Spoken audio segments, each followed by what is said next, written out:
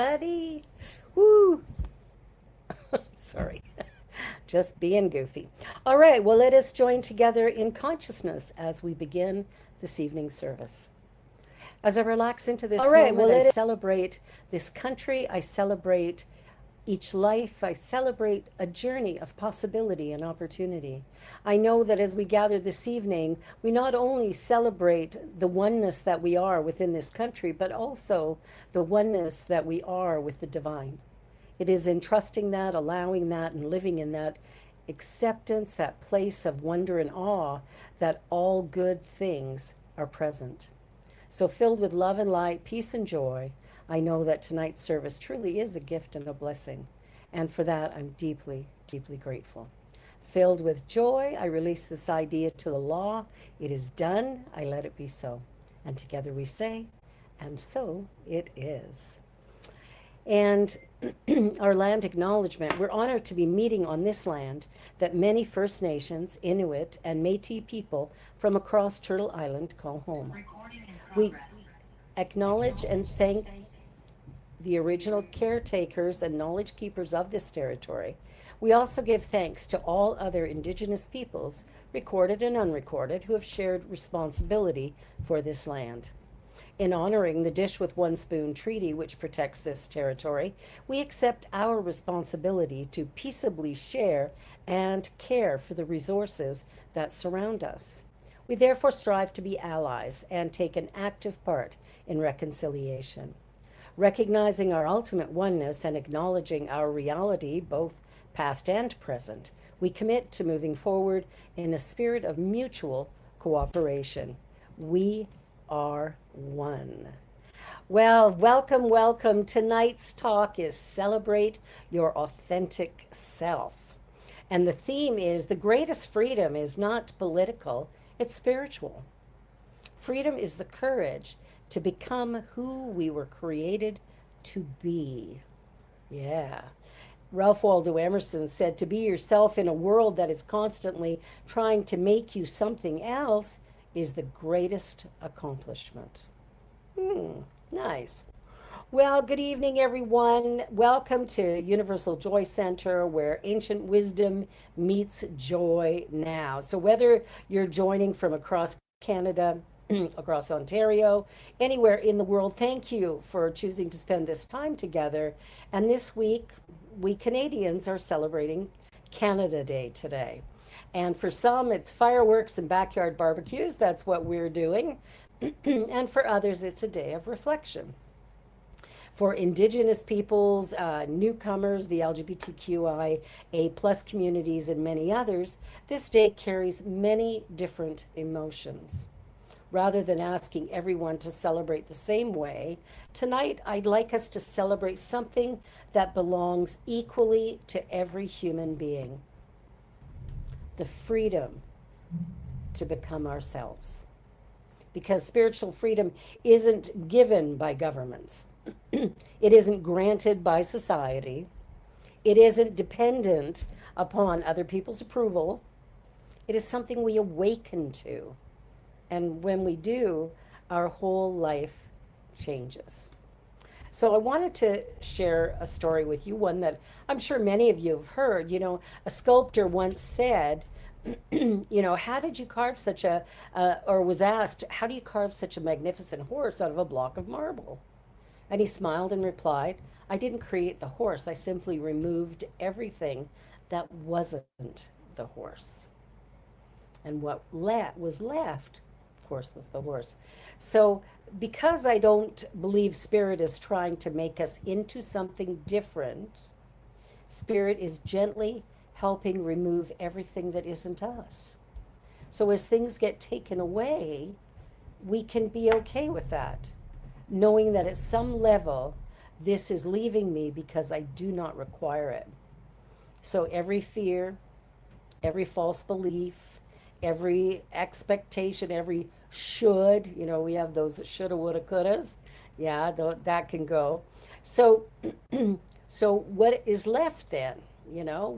What is it that's there that we can really let shine? And that is our unique, special, remarkable talents. You see, we were all created unique and special.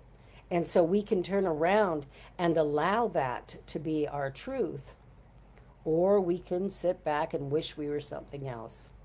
So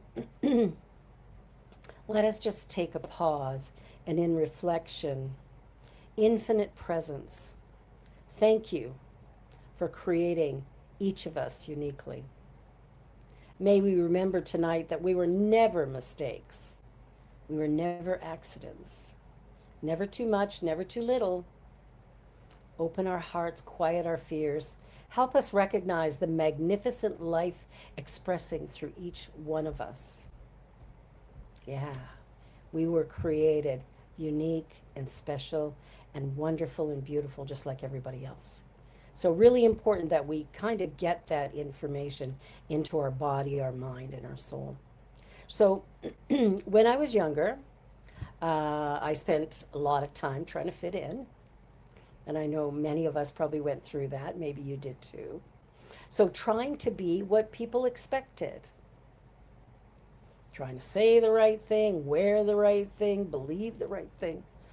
Hide the parts of ourselves that felt too strange or too emotional or too sensitive or too loud, or for me it was too loud, too quiet. That was never a problem.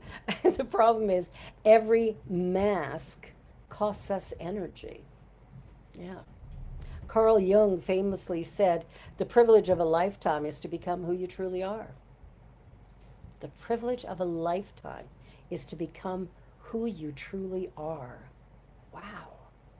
You would think we're already that, right? But so often it's like we put this mask on to meet the in-laws, this one for a first date, right? This one for, when we go shopping, this one for when we go see the lawyer. We've got all these different personas, but there's only one that's us.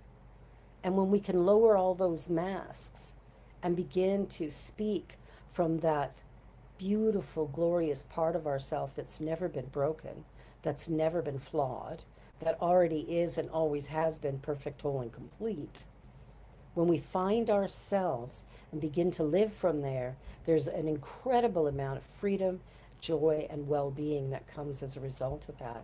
So like Carl Jung said, the privilege of a lifetime is to become who you truly are. So notice he didn't say who you were. He said become who you are. Authenticity isn't discovered once, it unfolds over an entire lifetime. And that's what we're striving to do, is to be authentic, to remember that we are in fact unrepeatable. And as such, the way we're created is truly, truly divine. So spirit doesn't make copies. Even if you look at twins, triplets, quadruplets, quintuplets, if you look at those kids, you'll start to see the differences in all of them, although they may look the same. Their mannerisms, the way they get excited about life or not, all of that is going to be different for each one.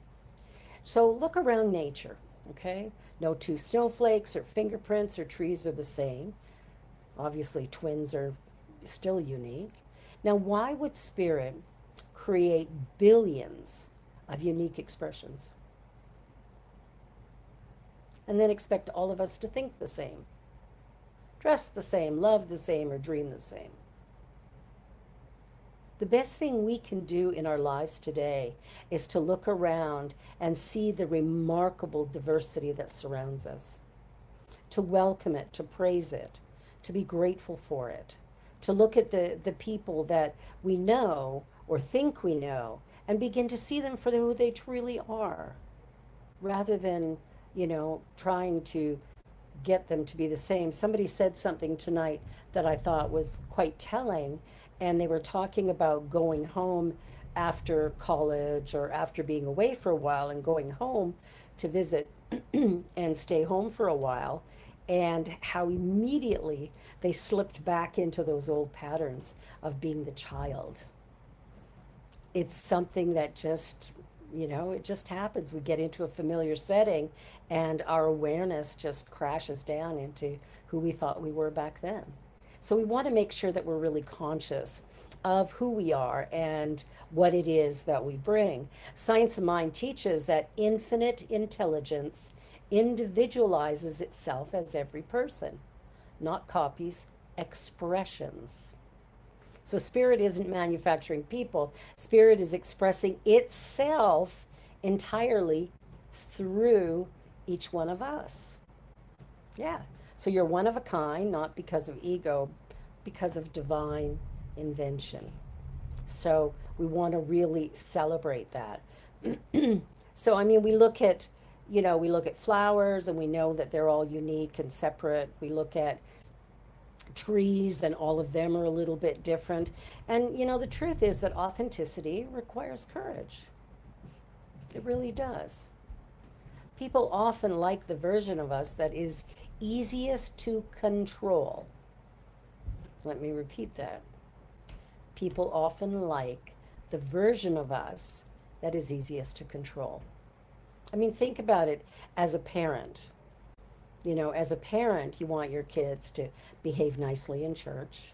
You want your kids to be really nice when you go visit a friend for the very first time and you're showing off your little angel. We want this. But is it really reasonable? Why can't we just let them be kids? Let them laugh and sing and play and be loud and be quiet and be whatever they're going to be. I think it's time for us to sort of look at whether it's better to control the people around us or to allow natural, authentic expression. I think the expression is really important. So we want to make sure that we're letting people be who they are, that we're, setting boundaries so things can be reasonable. But to make sure that we're changing careers when we need to, that we're leaving unhealthy relationships, that we speak the truth as we know it for ourselves. That doesn't mean everybody's going to agree with us. They may not. They probably won't, which is okay. People don't have to agree. Becoming joyful after years of struggle happens because I choose to look forward. Like I choose to be present in the now moment, to see it for what it is, to be grateful for the beauty of it, the magnificence of it, to see each day as truly a gift. I got to this age. Wow, am I ever grateful for that? Because a lot of people didn't. A lot of people didn't. But I did. So why would I curse it or be afraid of it or whatever? Like it's much nicer to sit back and enjoy it and celebrate it for what it is, just a part of the journey. So authenticity often requires disappointing someone else's expectations. So think about it. Think about all the great spiritual teachers. Did they disappoint anybody? Jesus, Buddha, Martin Luther King Jr., Harriet Tubman. They weren't trying to be different. They were trying to be true. True sometimes becomes disruptive, but it always creates freedom. Always creates freedom. So we're looking at this life journey from a different perspective because we're here not to put in time. We're not here to get to retirement. We're not here to, have babies, and we're not here to get married. We're not here to graduate. We're not here for those purposes. We are here to live. Yeah. Yeah, just live life. And that means all of it, the ups and the downs and the here and the there and the whatever comes. It's about being present with what is and allowing ourselves to express our unique gifts and talents as they are. Really important that we do that. So this journey that we're on really it's an important one about just staying true to ourselves. Now, my story, you've heard bits of my story, having a child at 16 and having another child at 48 and, the things you go through. But leaving school and then trying to find my way back. I ended up doing a GED to get my grade 12, then I went to college. It's like sometimes we take a circuitous route to get us where we need to go. And where we need to go is wherever our heart is taking us. It's about listening to that divine little something something inside of us and celebrating it, being okay with it as it is, knowing that life is life. It has its joy, it has its sorrows. And all we can ever do is be present. That's it. And if we do that, we probably will live a life that's quite fulfilling. Will it be a bed of roses every day? Probably not. Will every single person on the planet love us? Definitely not. However, there will be a sense of freedom. There'll be a deep sense of joy and well being that comes as a result of showing up as who we truly are. So, when we're living with, abusive relationships or we're living with shame, there are moments when, we might think that those moments define us, but they really don't. See, spirit doesn't identify us with our past. Spirit continues to call forth something deeper, right? That essence of us that's ready to really jump into the world and create something beautiful. So it's there to call forth something deeper, not because I suddenly become worthy, but because I always was, just because you always were, always will be. So looking back now, when I look at my life, I don't see a broken life. I see someone slowly removing everything that wasn't who I truly am. Just like the sculptor, removing all that excess marble to reveal the horse. And that work continues every day, even now. Authenticity isn't a destination, it's a lifelong unfolding. Yeah. So that's what we're doing. We're finding ourselves. And we're finding not just the sweet, smiley, kind, meh. We're finding the light and the dark. And we're bringing the two together because the two make us one whole being. That light and dark create the voice that I truly am, that you truly are. So we want to make sure that we're paying attention.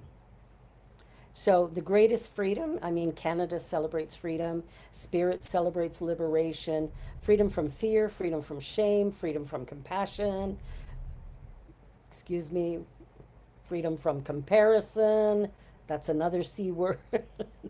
Freedom from pretending, freedom from believing that someone else's opinion determines our value. Nobody knows you. You may not even know you. How could you judge? Who has the right to judge? Whether we read scriptures spiritually or metaphorically, the invitation is the same. It's to live from our deepest truth rather than our deepest fear. That's what we're striving for. That's what we're looking for. So I want to invite you just to close your eyes for a minute. And I want you to think about a couple of questions, and maybe after service you can sit down and write about this. But who am I trying to impress? Who am I trying to impress?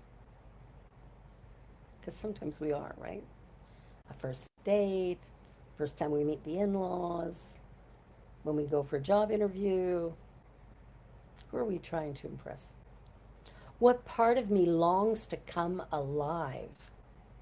What part of me is just, let me go. Let me free myself to fully be alive and present. And where have I been shrinking? Where have I been shrinking? Where have I been holding back? Where have I been playing less than? If I stopped asking permission, what would I become? If I stopped asking permission, what would I become? Hmm. Yeah, that's quite the thought, isn't it? Yeah. See, a hot air balloon rises not because someone pushes it up, but because it releases what weighs it down. And many people think spirituality is about adding more books, more prayers, more affirmations.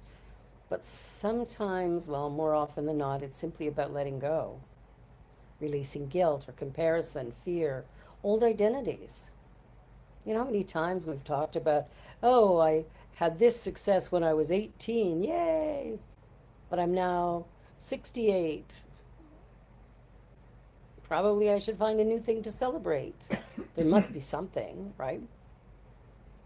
But we sometimes tend to go back. We'll go back and we'll relive the horror, the trauma, the terrible, awful thing that happened. Or we'll go back and relive our glory days. Either way, we're not living because we're not present. It's time to get present. It's time to show up. It's time to be who you were created to be. It is time to rejoice in all that you are and to celebrate that, to show up in a way that allows you to be seen. So the balloon was always capable of rising. It simply had to become lighter, lighter than the air, that's all.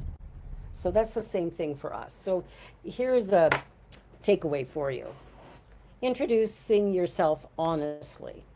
Say no without apology. Remember, it is a complete sentence. Say yes without guilt or resentment. You know, say yes when you mean yes. Say no when you mean no. Wear things that you love. Doesn't matter what somebody else thinks about the color or the style, or who cares? Wear something you love. Sing really badly. Sing a song, sing it loud. Okay, enough of that. I could do better, but I won't right now. Dance anyway. Dance like nobody's watching. Laugh loud, really loud. Like let your whole body get into that laughter. Cry. Let those tears flow when they want to flow. Rest. Rest when you need to rest. Forgive yourself quickly. Celebrate someone else's uniqueness. Celebrate your own. So, authenticity isn't perfection, it's presence. Presence. I invite you to be present. I invite you to celebrate you. I invite you to be the glorious being that you were created to be by the Creator.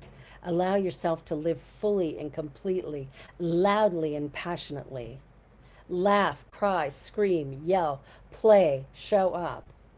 Be present and be the authentic you. Thank you. And now Sandeepa will give us our offering. Hi. At Universal Joy Center, we believe that joy is not merely an emotion, it is a spiritual practice.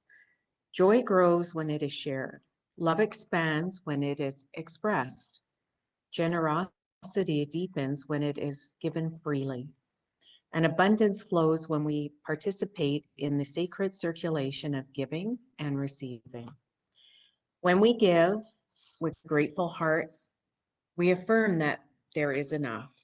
We choose trust over fear and celebration over scarcity. If this ministry supports your spiritual journey, we invite you to practice joy through your financial contribution today. Sorry. Your gift helps us continue creating spaces where people can awaken to their own joy, purpose, and possibility. For those who feel called, our Joy Partnership monthly donor program offers an easy way to make a set reoccurring gift, providing stability and helping our community continue to thrive. Thank you for your generosity and for practicing joy through your giving. So if you will, please repeat this offering blessing after me. I give with joy. I receive with gratitude. May these gifts bring hope, love, and joy to all they touch. Together, we practice abundance and celebrate the goodness of life.